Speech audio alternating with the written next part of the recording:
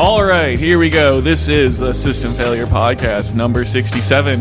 How are we doing, Nate? Hey, Brian. I am very good. 67. We're getting closer and closest to that most auspicious number, episode number 69. We'll have to think of some special things to do in that episode. Yep, 67. Here we are. Oh, yeah, I'm sure 69 will be a very nice episode. No doubt. All right. Oof. Well, here we are. It's a couple days until the Christmas holiday here in the United States in 2024. The year of 2025 rapidly coming to an end. Down in New Jersey and over the greater tri-state area, the alien invasion continues unabated at this hour. And still no sign of any kind of resolution, no admission on the part of the federal authorities that they just want us to there's nothing to worry about. We can't really tell you what's happening, but there's nothing to worry about, which is just really, usually the government at least has some kind of usually they're lying in the sense of like, no, there are certainly no U.S. troops in Cambodia, for example, and you're like, oh, okay, but when the drones are flying over your backyard, I can't remember another example like this where the feds are just sandbagging us, and meanwhile, observational phenomenon is happening over a densely populated area. Whew, what a time to be alive, eh, Brian? All right. Well, I guess I have some questions. Hit me. So is the UFO phenomenon still going on? Because it seems like the talk about it has dropped off dramatically. Yeah, that's interesting. But the the Wall Street Journal had an op-ed on it just 2 days ago about how this is such a breach of trust on the part of the feds, and how they have just blown their credibility. The editorial started with some of the bigger excesses of the COVID era, and then moved into this latest business with the UFOs as a way of remarking or lamenting of the fact that the government has flung away their duty, and it doesn't appear to be interested in managing public hysteria at all anymore. Pretty wild stuff, eh? Okay, and then, well, just as time has gone on, because we did talk about the UFOs a bit in episode 66. Yeah. So just like what I've been seeing, it seems like in all the footage that I saw, these drones have FAA lights on them, right? Is that not right? A great number of the pictures I've seen do have the port and starboard navigation lights as well as the flashing tail light. Not all of them, though. Some of these things look just like. There was one that appeared. There was one that was from the perspective of someone aiming their cell phone out the cabin window of a commercial flight, and these are the energy orbs. They just look like white light. They haven't got navigational lights in the classical FAA sense. So now, there's going to be a lot of people who think that hobby drones, commercial drones, and even commercial aircraft, they're going to mistake them for UFOs, right? I think the former president of New Jersey mistook the constellation Orion, or some of the stars in Orion's belt, for a UFO. So there's going to be a lot of that. There's also going to be hoaxes online. People are going to create fake videos, Photoshop it in, CGI it in, whatever you got to do to make a compelling video and make it go viral. And then there's going to be the actual phenomenon that remains unexplained. The FLIR videos from the gimbal and the FLIR imagery from the gimbal and Go Fast videos that mysteriously were unclassified in 2017 and made it as far as the August pages of the New York Times. Those things also exist and are somewhere in this mix. And boy, the real question is, there's all those layers of madness. Is there also a layer where we have been visited by things we don't understand? And my imagination is, obviously in overdrive. I think a lot of people are feeling that way, but it just happens to be one of our bailiwicks here on System Failure that the current economic system is, reaching the end of its useful life, like any good car would do, and that we're going to have to swap up to a newer model sooner rather than later, and that when that happens, conceptions of reality collapse right along with it. All right. Well, there's the drones with the FAA lights on them, and then there's the long-standing history of lights in the sky, which I don't. I mean, there's Commander David Fravor's thing was back in 2002 off the coast of San Francisco, right? Yeah, but he was one of these. His videos became part of the 2017 declassification. Well, right, that's when they were released. Was 2017, but the incident occurred in 2002, when it's much harder to fathom advanced drone technology existing, and so I guess just the footage I've seen recently, I just haven't seen anything that doesn't seem like it wouldn't be some kind of advanced government technology, although just the number of drone footage that I've seen that seems like, there's like the FAA lights and whatnot, and it makes you wonder what's going on. So anyway, I guess my point is just that, there's the crazy lights in the sky phenomenon, and then the more mundane, inexplicable growth of like there's just tons of drones in the sky for some reason, and like what's going on with that story. And I mean, so did you see this 4chan post from 2022 about like the radiation that's going around like on our conspiracy and whatnot? Yeah, I have seen this. There's either like a radiation leak.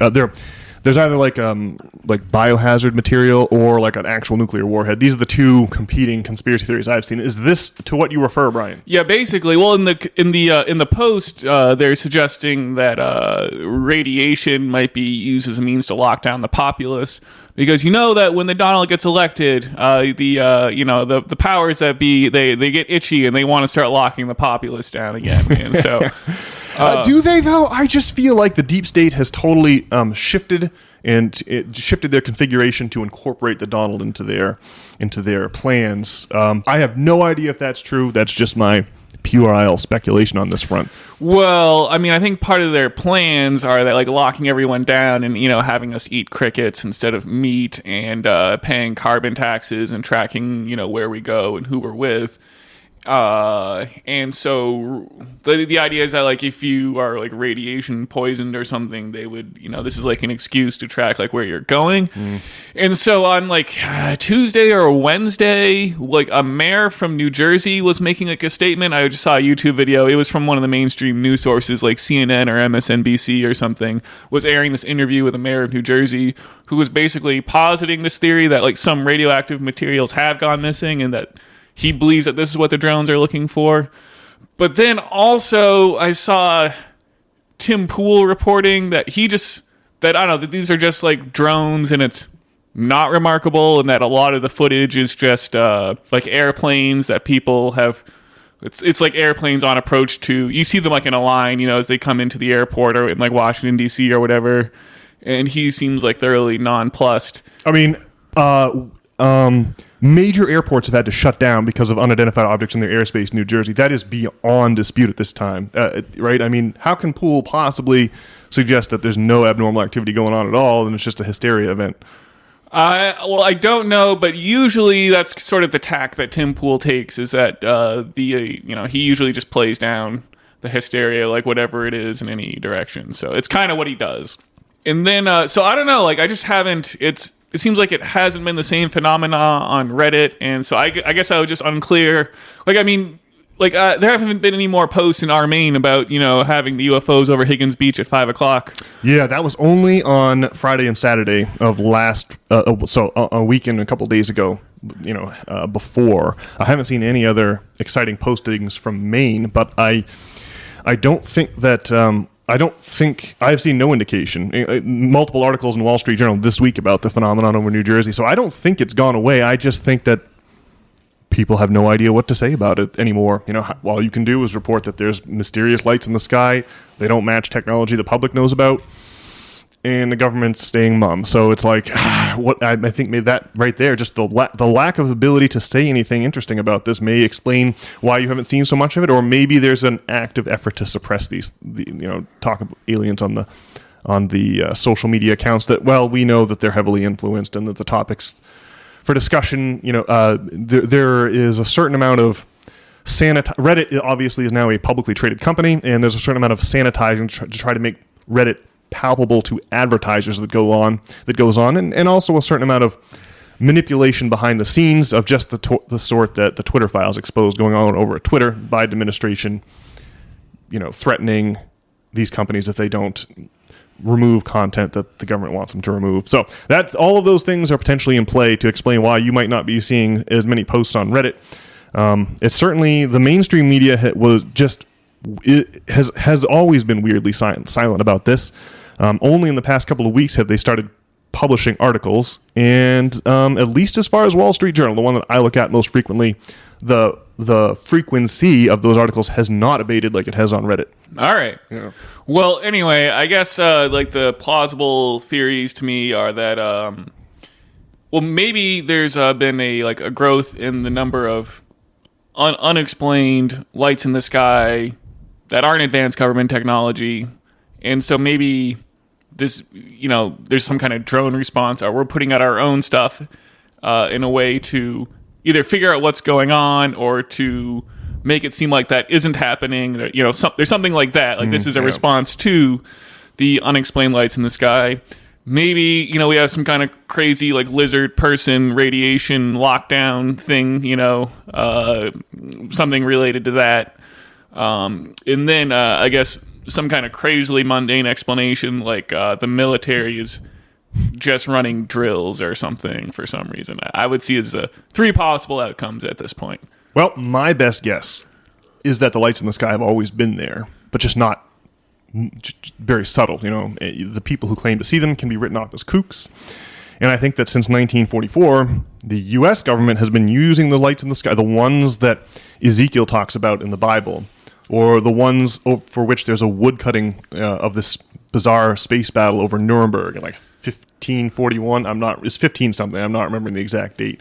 I think those lights have always been going on in the sky, but just the activity has been very muted. And like I said, it's since 1944. I think the government has been using those lights in the sky to cover up for their covert weapons systems and weapons platforms that they're developing. Very convenient. You can just if anyone chances to see one of your experimental aircraft, you can just write them off as a kook.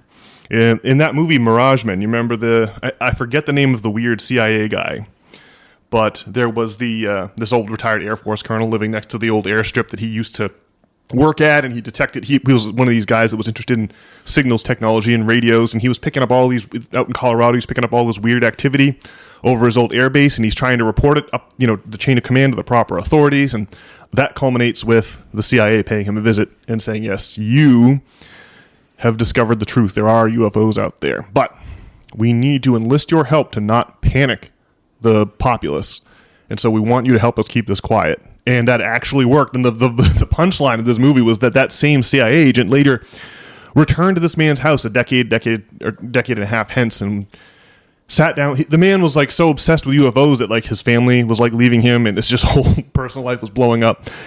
And he sat down at dinner with this man. The CIA agent said to you, "Listen, man, the 12 years ago when I told you that it was UFOs you were picking up, it was really just covert U.S. weapons tech.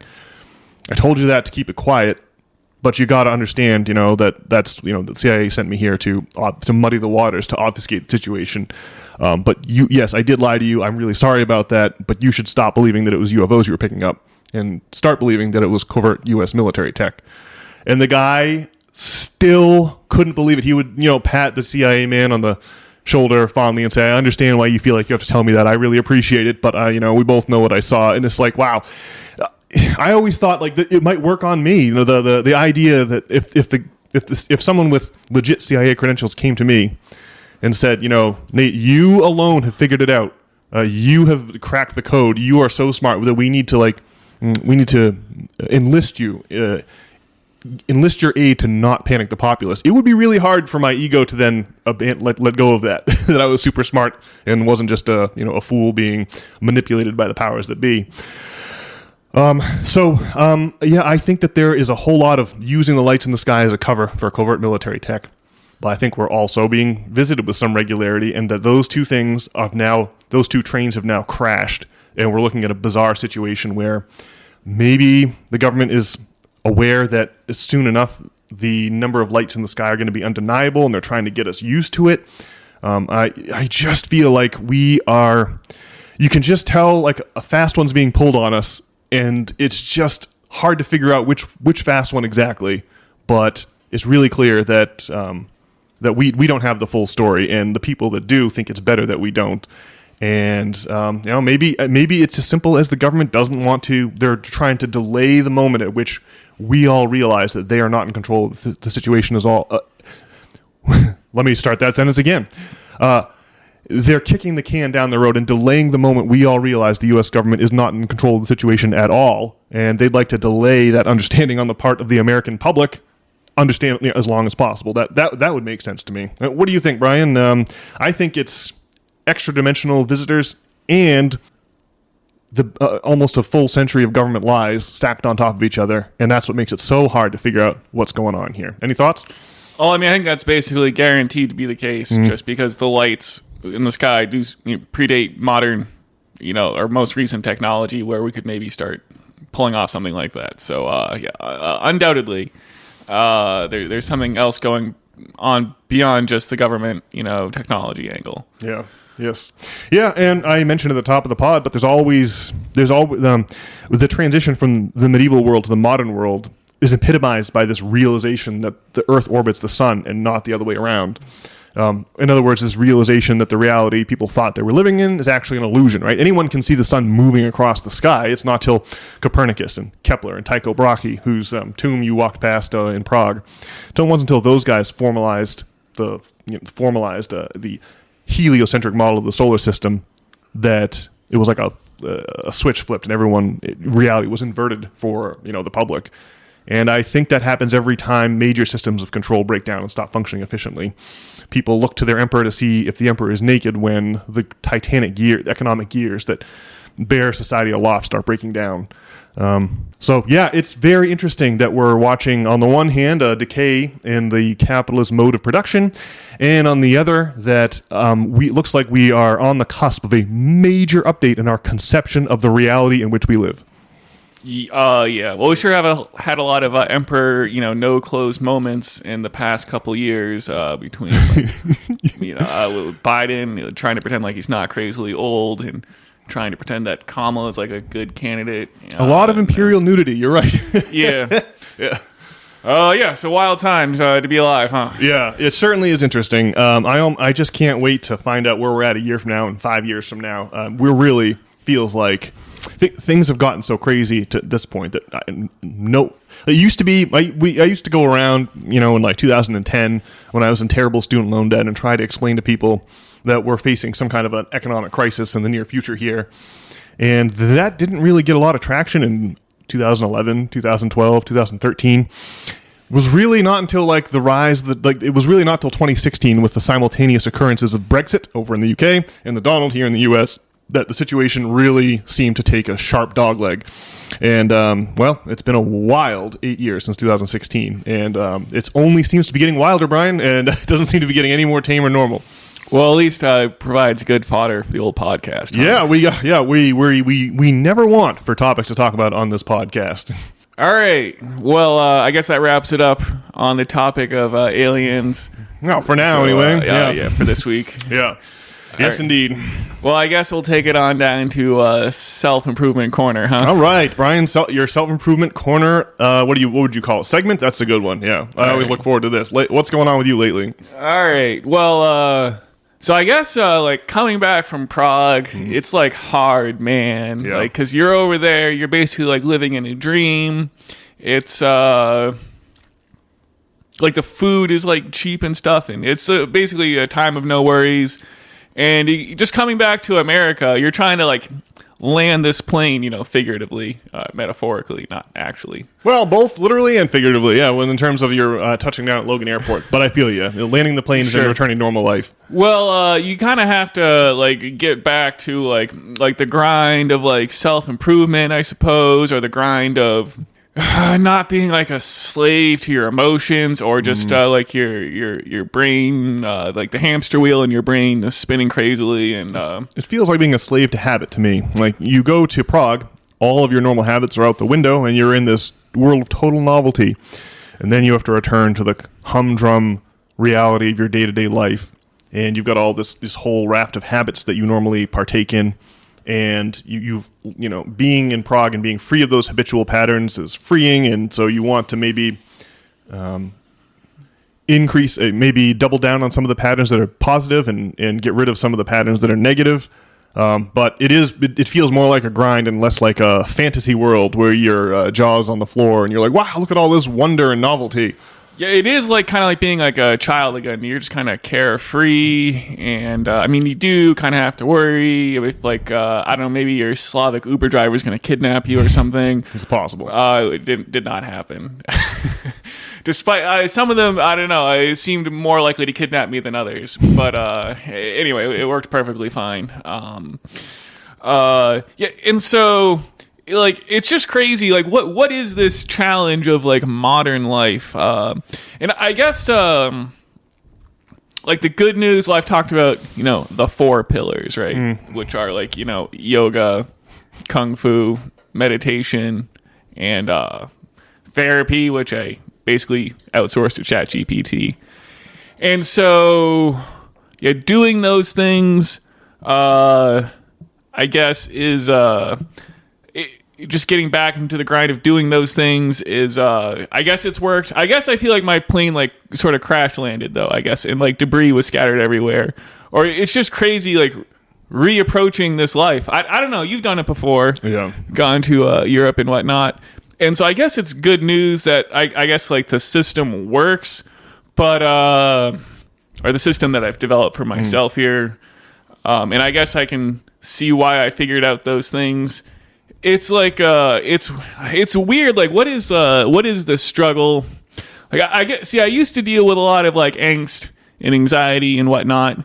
And I can just feel like the angst and anxiety sort of coming back, right? And like what is all that about?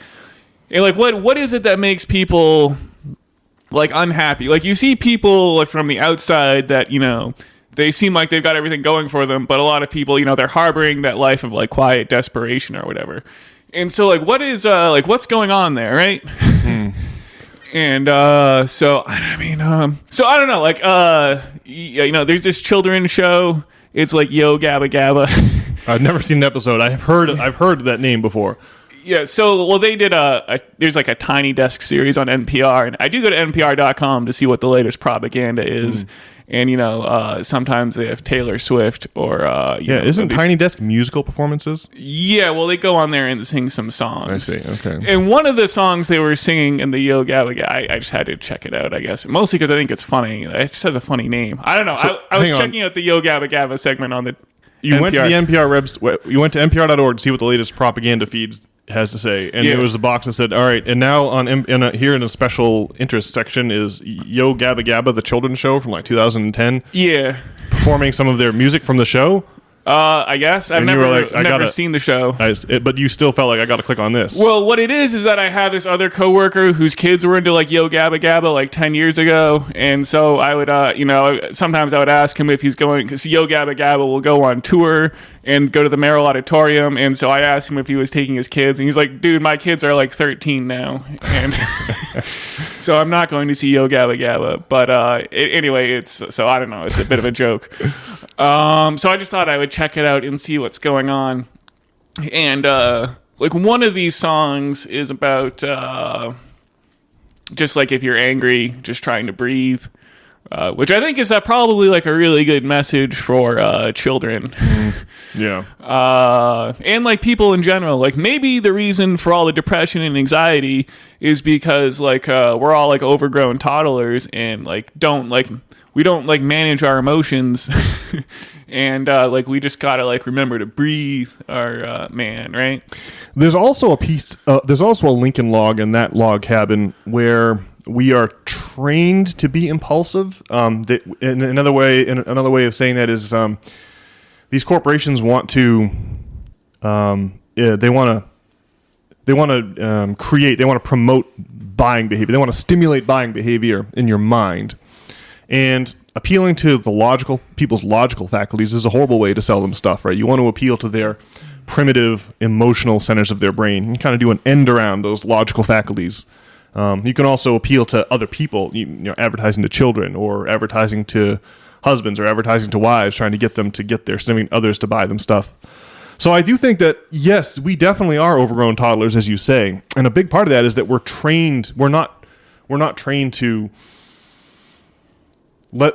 control our emotions. We're trained to allow our emotions control us because that's how you get people to buy stuff, right? So I think that there's I'm agreeing with you and noticing that maybe we've created a society that promotes being an overgrown toddler. Yeah, I mean, I guess it absolutely does. Like, obviously, like doom scrolling on social media, right, yeah. and just like the advertisements on TV, like the frantic pace of it all, and the buy, and buy things to deal with your lack of self-worth.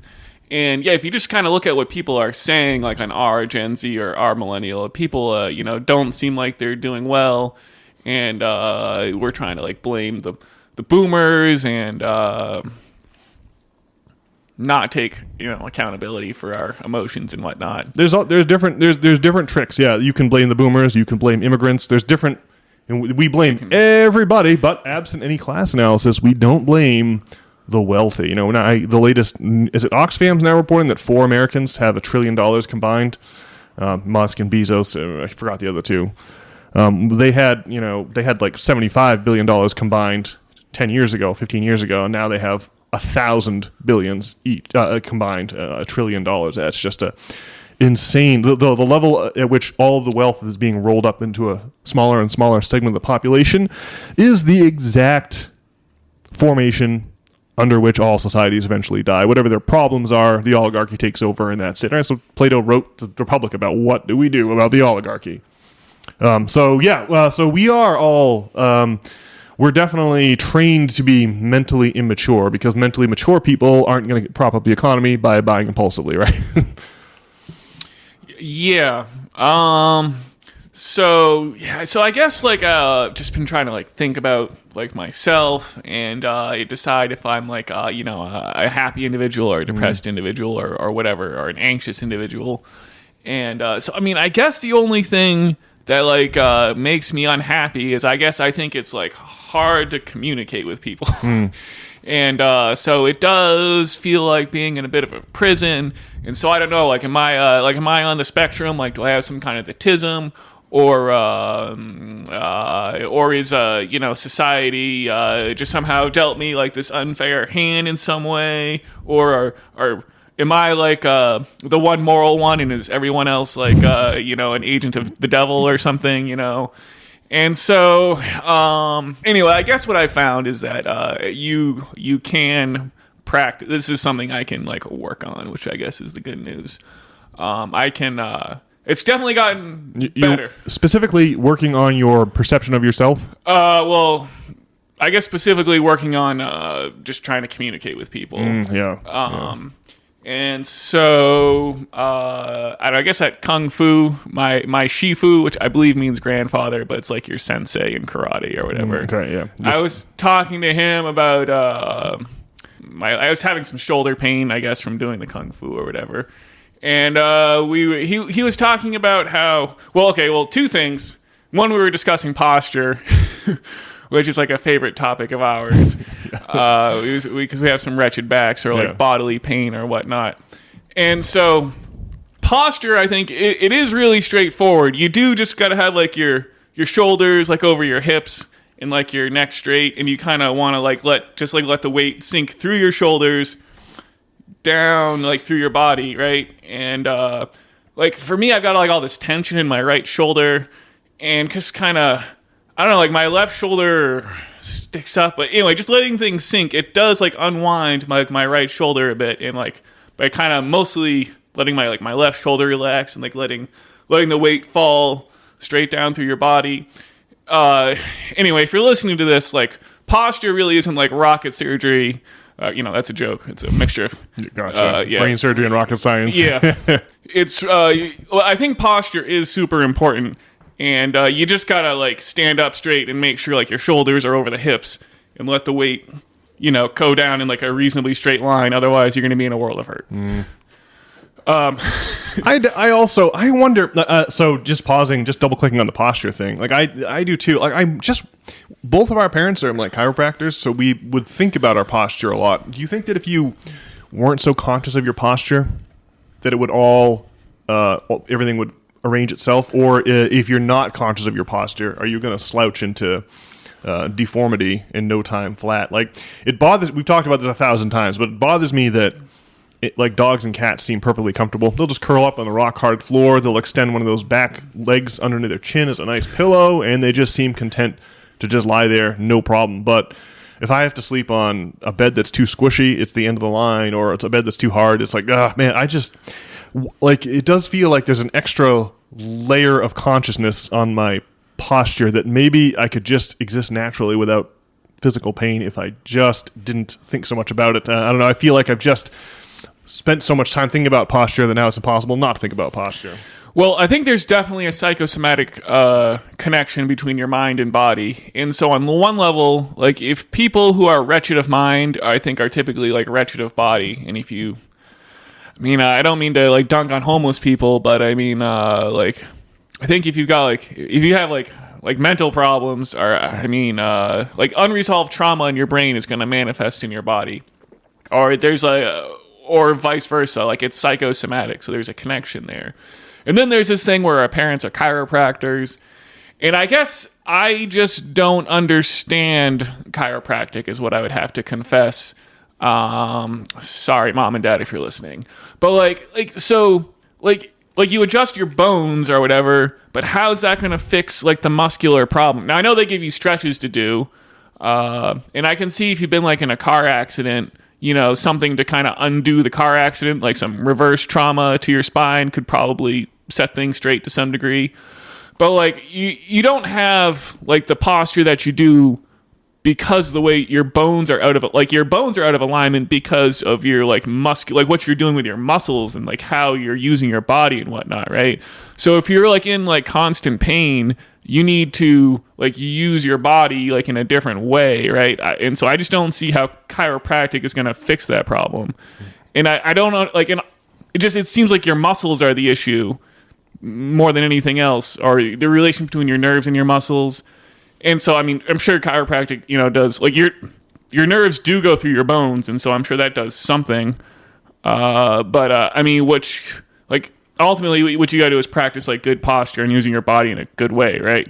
And I guess, I mean, I feel like our mom and dad would probably agree with those things, but I guess I just don't really understand, like, if you have like a terrible problem, like getting a wild neck crack. I know you want a big neck crack, but I don't understand how that's going to fix the problem, like being hunched over your computer all day, for instance. Mm-hmm.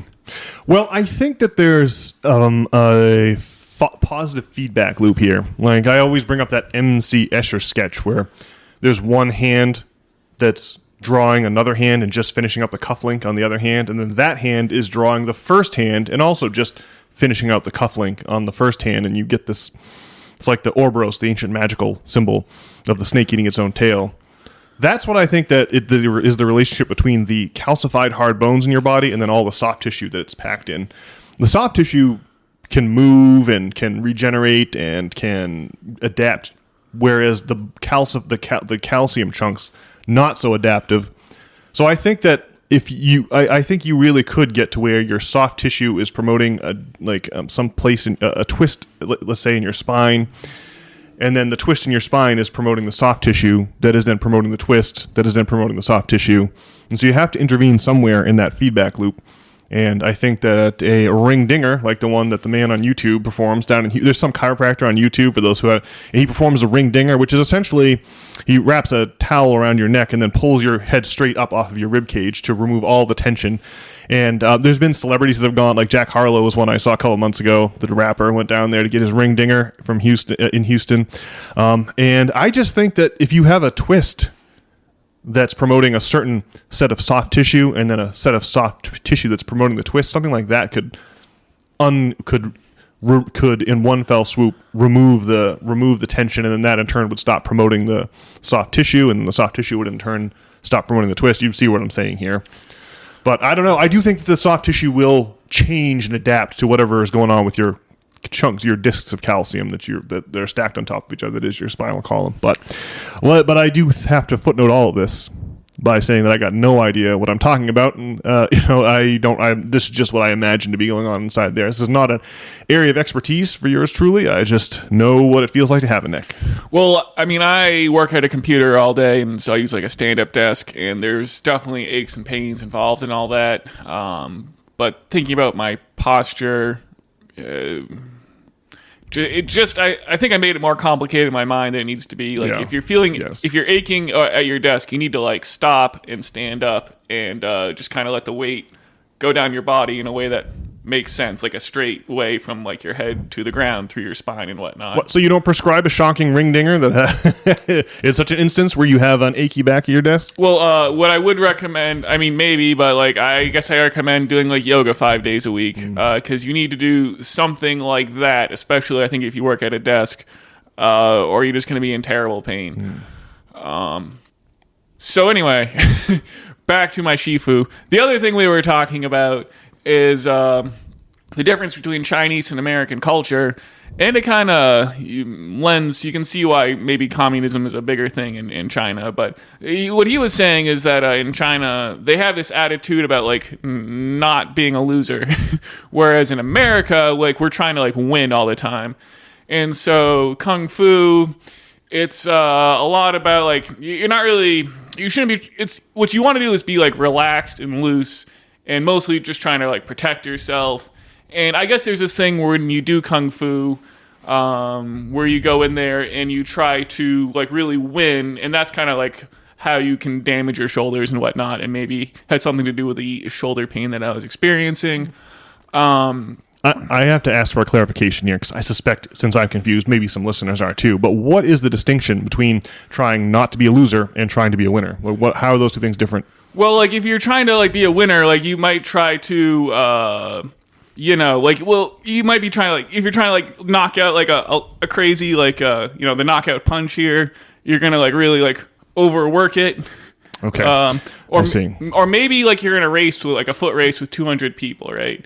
And so you could have like the idea that you're trying to come in first place, which is maybe like a pretty big ask of yourself in a race of 200 people. Like maybe what you should be doing is trying to not come in last place. Okay, so it sounds to me like the distinction here is that American culture, we emphasize distinguishing ourselves and being remarkable. And versus Chinese society, you're trying not to distinguish yourself and not be remarkable, right? You're trying to be a pillar of your community, but not the center of your community. Versus in America, we're trying to be the center of our community, versus being a loser. Yeah. Yeah, and in some ways, I think it's just gotten maybe a bit toxic with like participation awards and whatnot, where we just give ourselves awards for not doing anything. And part of, I think, our emotional toddlerism that we were discussing before has to do with like an unrealistic relationship to like ourselves, driven like by our desire to like see ourselves as like a celebrity or something, right? Specifically though, with my challenges in communicating with people and not feeling like an autist, like I think part of the problem is that like I'm trying to like hit like home runs in my communication or whatever, whereas maybe just trying to like get a single or something, or just trying to keep the ball in play, it's kind of like a much easier mindset for me to wrap my head around. And like you don't need to like blow people away in your communication. You just kind of need to be like authentic and be yourself, is kind of what I'm figuring out. Yeah. There's a part where when you communicate with other people, you're trying to, it's like we're each locked in our own chamber, our own minds. We're each locked in the chamber of our minds, and the only way you can get a glimpse of what's going on in other people's chambers is by peeking through the keyhole or whispering through the keyholes. That the communication is the keyhole. I think great works of art are really about making what's going on in the chamber of someone else's mind, their ability to manifest that in your mind is what makes them great artists. And so, I don't know. I mean, I do agree that when on the day-to-day, you don't want to get lost in trying to imagine what's going on in the chamber of someone else's mind. You just have to do what you know is expected. You just have to manage keep your own room clean. Do what's expected of you, and not really worry about how other people are going to react to that. When you start trying to simulate the insides of other people's chambers, in addition to paying attention to the inside of your own chamber, you end up with just you're in processor overload, and it's impossible to behave normally because all of your consciousness is focused on trying to simulate their chamber too. That seems like the issue. Does that sound familiar to you? Yeah. What I used to do, or maybe what I struggle with, or is just like just trying to like imagine like what other people are thinking.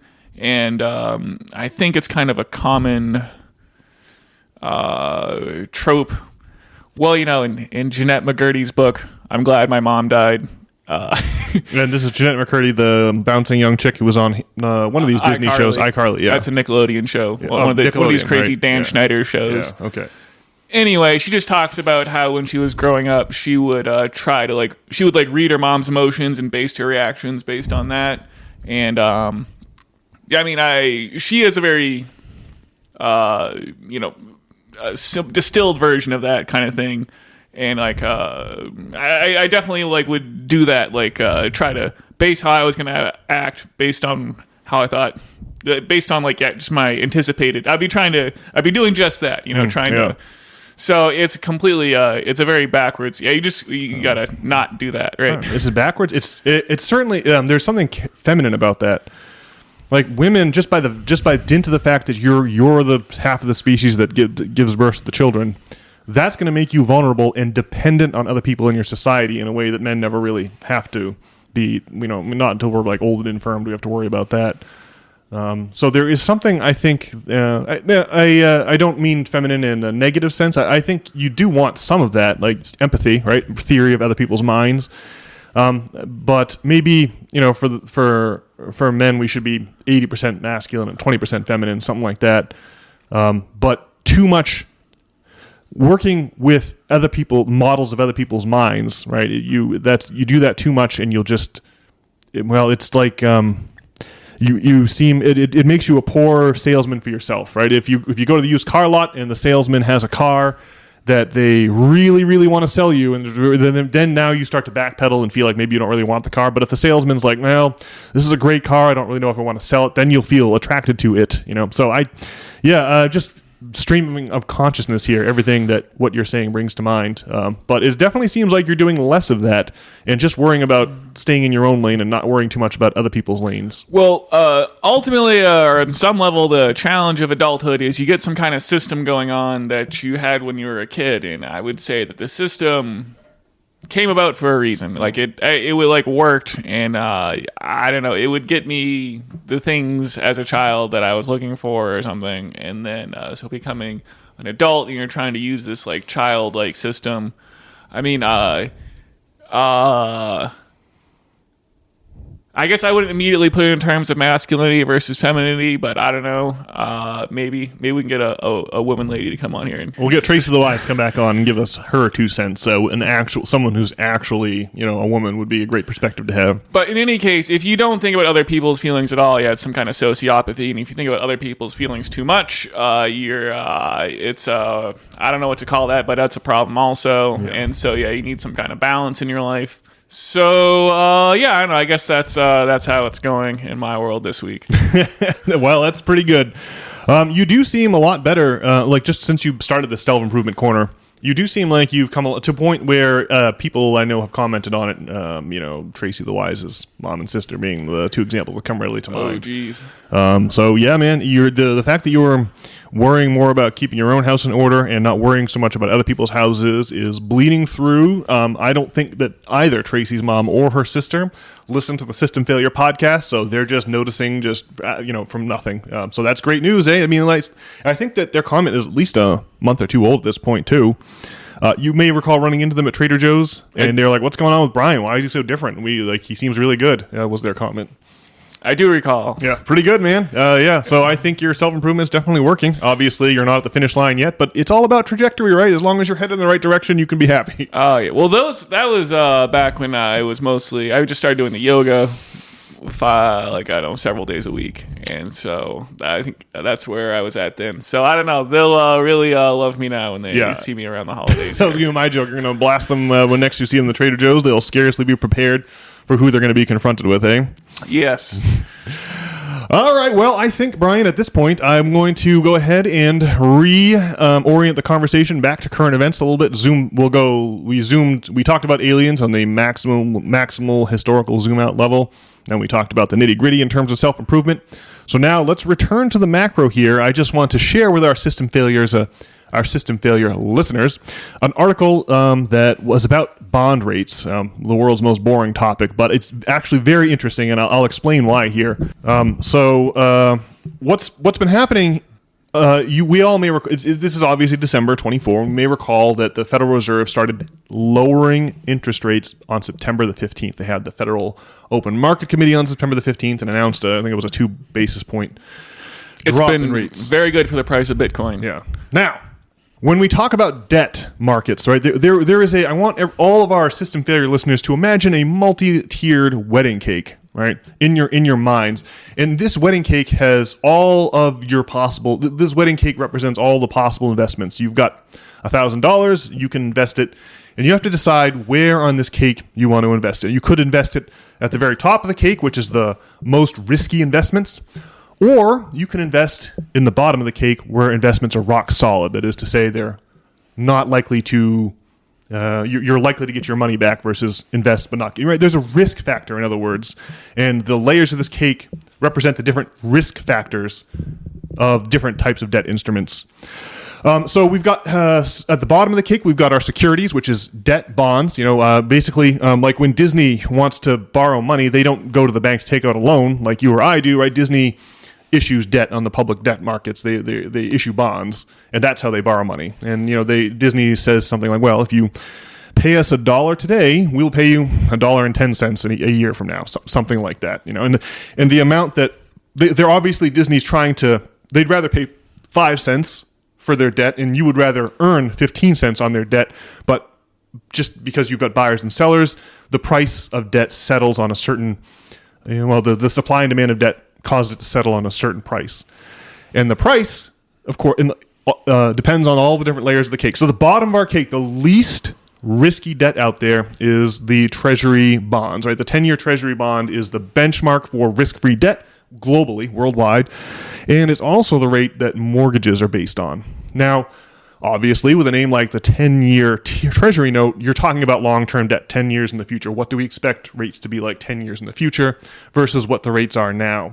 And you would think that with the Federal Reserve dropping rates, the Federal Reserve controls the interest rates in the here and now, and they also they also control these treasury bonds, right? If the price of treasury bonds gets too low, the Federal Reserve they call this open market operations, right? They will go and buy treasury bonds in the open market.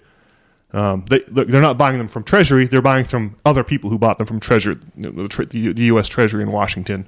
They're entering the public bond market and buying or selling to control the price of the long-term price of interest rates. When it comes to short terms, they have their benchmark interest rates, and they can control the amount of reserves banks are required to keep on hand. And by controlling reserve requirements, they can control the volume of money that needs to be lent out at interest, and thereby affect the supply and the supply and demand, the demand and the supply and demand equation for debt markets.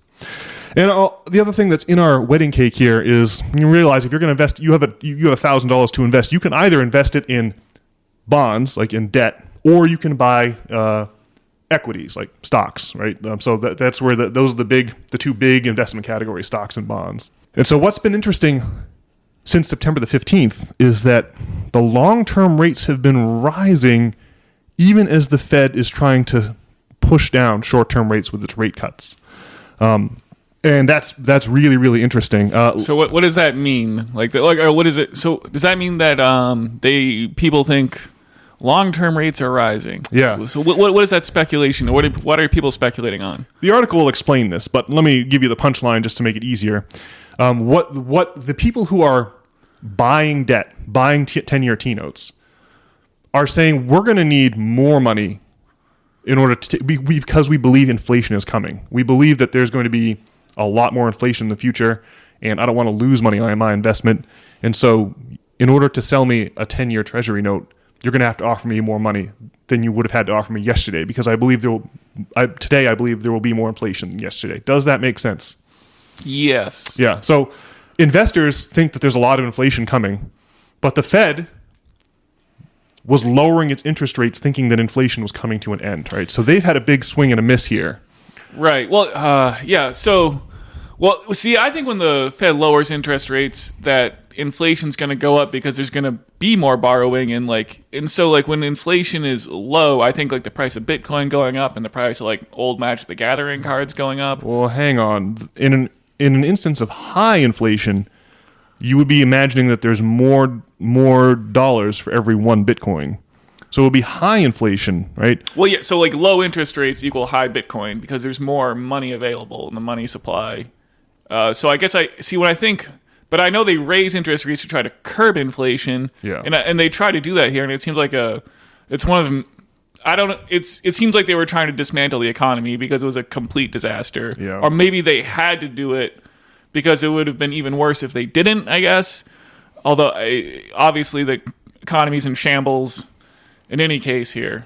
Well, for every 1 point you raise interest rates, let's say current rates, let's not even worry about the 10-year. Let's say for every when you raise current rates by 1 percentage point, that means it's more expensive to borrow money. And so a lot less money is going to be borrowed when rates are 1% higher than would be if they were 1% lower, right? Yeah. So I think that it's true to say that high interest rates are the way to combat high inflation, or have historically been the way to combat high inflation, right? Because you're basically punishing workers to get asset prices down is essentially what's happening, right? When you raise interest rates, that means a certain amount of businesses that could have existed and could have been profitable are now not profitable because the cost to borrow their startup capital has gone up. Yeah, well, they raised interest rates and the price of eggs tripled. It seems like what happened, broadly speaking. They were raising interest rates as a way to try to combat that from happening. I can show you another article from Forbes that talks about how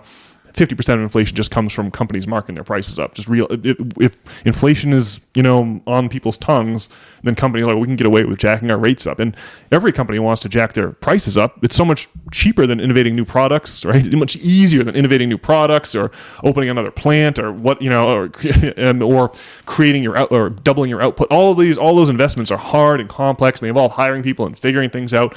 Raising your prices just involves changing a number in a spreadsheet, right? All right. So maybe the price of eggs was going up anyway, and raising interest rates helped, but But as you were saying, though, like raising interest rates is terrible for the worker, right? Yes, yeah. The idea is that a bunch of people are gonna lose their jobs or not be hired in the first place, and their demand will be missing from the marketplace, and that will bring prices down. That's the plan, right? So what's been happening is we've been bailing out the banks and the wealthy so that their assets don't fall in price. So no one has to see a loss on their balance sheet. And to make up for all the money printing, the Fed, by raising rates 2 years ago so precipitously, we forewent a bunch of businesses that theoretically could have been possible or could have thrived in the 2 years since then. And furthermore, a bunch of existing businesses who rely on debt to stay alive became unprofitable, and a bunch of people. That's basically the idea. Now, it seems like it hasn't worked, right? It seems like inflation ticked up a little bit in the past month, and so the Fed, although they did lower rates this month, December, they lowered rates by 1 point, but anticipated raising it once next year. So they were like, okay, we lowered rates too quickly. We haven't sufficiently combated inflation. We're admitting that, and that's what caused the stock market to drop so precipitously in the middle of this week. So with all that in mind, I'll now just read this Wall Street Journal article. It's really short. But when we're talking about with the election of the Donald, it felt like we had with the election of the Donald and also with the lights over New Jersey, it's easy to feel like we've reached some kind of climax, or the election was some kind of climax, but we've got to not forget we still have a capitalist machine that's on life support that is circling the drain, and this article hints at that. So here we go. This article is titled "The Fed Cut Rates, Mortgage Costs Went Up," and subtitled "Surging Treasury Yields Have Pushed Borrowing Costs Higher." Hopes were high that the Federal Reserve could make homes more affordable by cutting interest rates. So far, mortgage rates are rising instead. Average 30-year mortgages have climbed to around 6.7% from roughly 6.1% since the Fed started lowering rates in December, according to Freddie Mac, and they are only poised to rise further. That is because mortgage rates move with the yield on the 10-year Treasury, which has surged this week. Here are 6 charts showing the forces aligned against potential homebuyers at the moment. Number 1, rates fall, rate expectations rise. Mortgage rates are based on long-term Treasury yields. Those are mostly driven by expectations for where short-term interest rates will be in the future rather than where they are now. And those expected rates have been going up even as actual rates have been dropping. The I word. A big reason why rate expectations have been rising is inflation. After falling steadily back towards the Fed's 2% target, the pace of price increases has recently stalled out above that level. Most analysts still expect inflation to fall a little further next year, but the recent trend has become hard to dismiss. Fed Chair Jerome Powell said on Wednesday that the central bank's near-term inflation forecast had, quote, fallen apart. An added boost. Longer-term treasury yields are set not just by investors' calculations about where short-term rates will go over the next couple of years, but also by their broad assessment of the risks of holding on to bonds for an extended period. Factors such as stubborn inflation, elevated budget deficits, and the prospect of tariffs and tax cuts in a second Trump administration have all helped turn investors against longer-term treasuries in recent weeks. As a result, the 10-year yield has climbed more than the 2-year yield. This section is entitled New Fuel. The Fed on Wednesday added to those concerns by forecasting higher inflation over the next couple of years, with Powell saying that some officials had factored in potential policy changes into their projections. Fed PCE forecasts. There was also a big jump in the number of officials who said that risks to inflation are weighted to the upside, likelier to come in hotter than expected than cooler. Perceived risk to inflation forecast. Meanwhile, high borrowing costs continue to dissuade people from buying homes.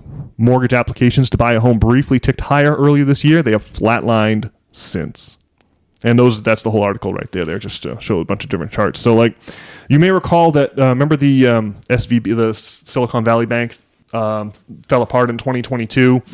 That was because they had all of these treasury notes on their books that were valued, like had a certain value in the second market. It's not the Silicon Valley Bank borrowed a bunch of money, treasury notes that were like at 3%, something like that, and then the Fed jacked up rates to 5%, and so the value on those notes at 3% went to nearly zero. Right? You were never going to buy a 3% bond from Silicon Valley Bank and take it off their books when you could just go to Treasury and buy a 5% and make more money that way, right? So it destroyed the value of the existing bonds on their books. You're supposed to hedge against this. They just didn't, and they collapsed. And so did a bunch of all the other smaller regional banks. Yeah. The point I'm driving at here is that it's a delicate pirouette and an impossible one, I think, that the Fed has to try to navigate here. On the one hand, they can't have inflation blow out the cost of debt for the economy, because when debt gets expensive, business collapses, right? So they can't have inflation blow out the economy.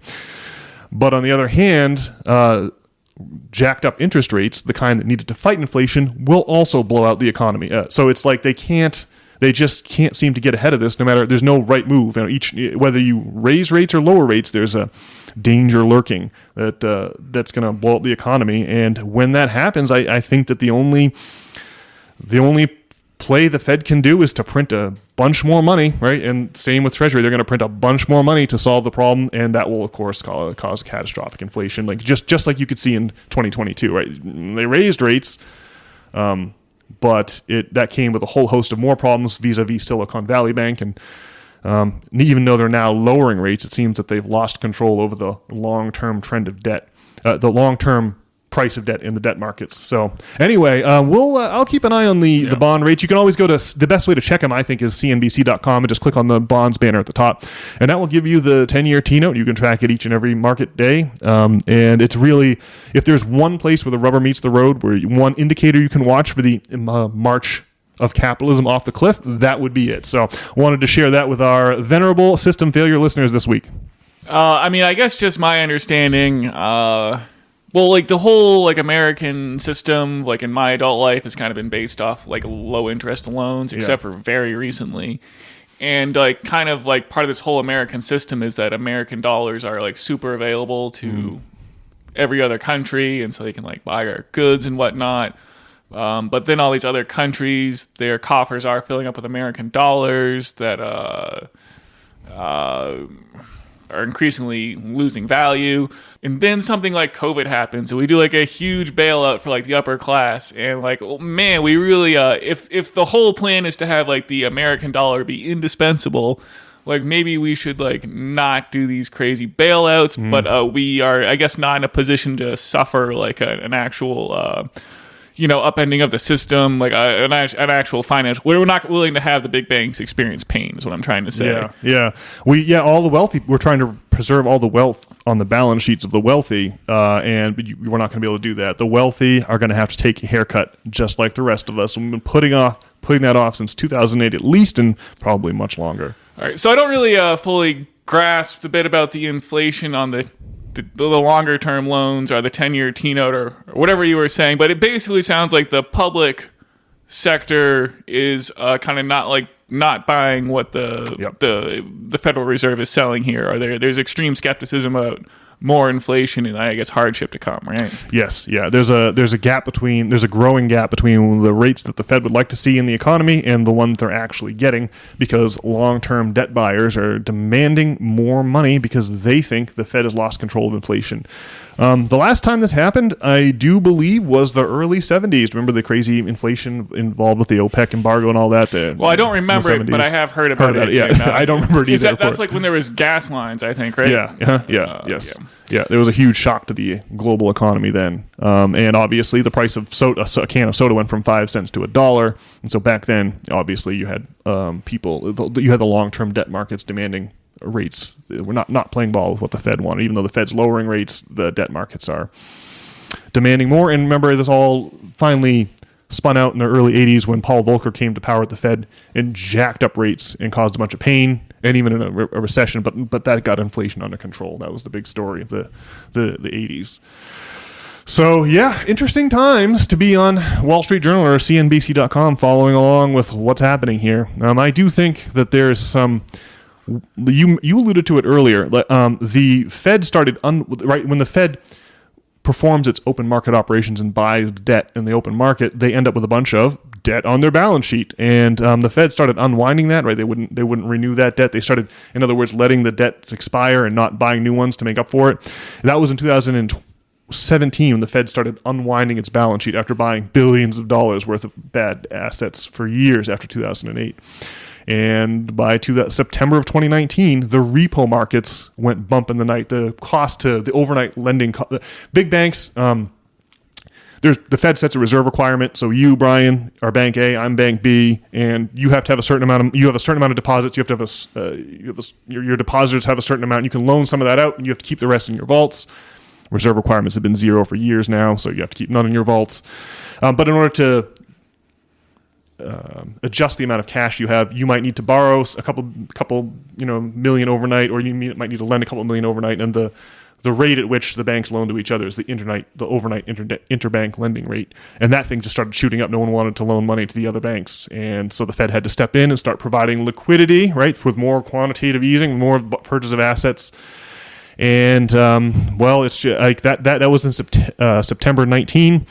And by March of 20, we had the entire economy shut down and hundreds of billions of dollars being printed. And what I think is a fully synthetic economy installed. And all of it has to do with the fact that in 2008, we preserved asset prices through debt buying and did not allow the banks to go under like they should have.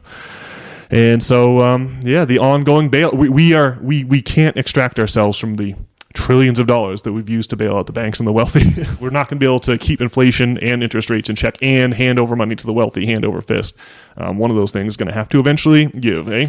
Well, we'll be sure to cover it here on the System Failure Podcast. Absolutely. Well, all right, Brian, this is usually the time when I invite our venerable System Failure listeners to log on to nop.substack.com. There you can find weekly essays about this and a great many other topics. You can even enter in your email address and receive those weekly emails in your inbox on Mondays, and that way you can be assured of never missing one. Furthermore, you can send us an email at nop@substack.com, and if you do, we'll be more than likely to read it on the air. Do let us know what you think of our bond prognostications of Brian's self-improvement or of our futile speculation about the ongoing alien invasion. Any and all topics are welcome. nop@substack.com. Have a good week, all. We'll see you back here next week. All righty. See you, folks.